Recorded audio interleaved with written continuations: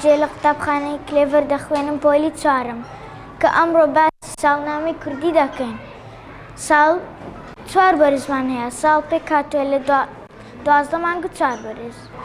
بەهار، نەورۆز، گوڵان، جۆزەردان، دوای بەهار هاویندا، هاوین پوشپەر، خەرمەنان، گەلاوێژ.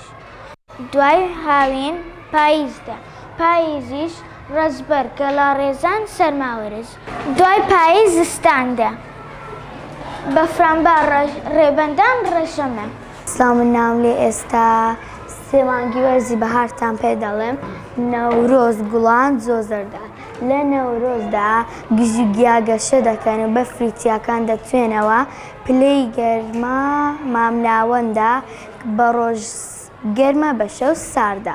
لە گوڵاندا گوڵەکان زیاتر گەشە دەکەن و پلەی گەرما مامناوەندا. لە جۆزەرداندا بەهۆی گەرماوە گژ و گیاکان زەرد دەبێت. سڵام، من ناوم بینێ لە قوتابخانەی کلێڤەر دەخوێنم، پۆلی چوارەمم.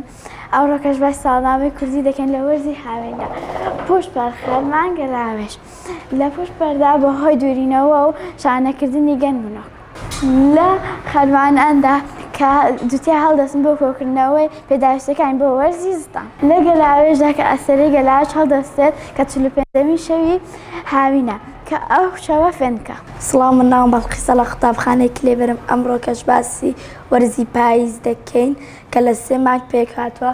ڕەزبەر هاتنەبەری میوەکانەوە کاتی کردنی گەرم و جۆیە. لە دوای ڕەزبەر گەلاڕێزان دێ کە گژ و گیاکان وەدارەکان هەڵدەوەرێن وە زەرد دەبێت. لە دوای گەلاڕێزان سەرماوەرز دێت کە دەبێتە سەرەتای وەرزی زستان کە وردە وردە دنیا سار دەبێت کە دەبێتە کۆتای ئەم مانگە کە شەوی یەڵدایە کە درێژترین شەوە. سڵاو، من ناوم ئیلێن لە قوتابخانەی کلێڤەر دەخوێنم، پۆلی چوارەمم. ئێستا سێ مانگتان پێ دەڵێم لە وەرزی زستاندا. بەفرامباران، ڕێبەندان، ڕەشەمە. لە بەفرامباراندا باران و بەفری زۆر دەبارێت کە دنیا سەرماسۆڵ دەبێت کە ڕۆژ کورت دەبێت و شەویش درێژ دەبێت.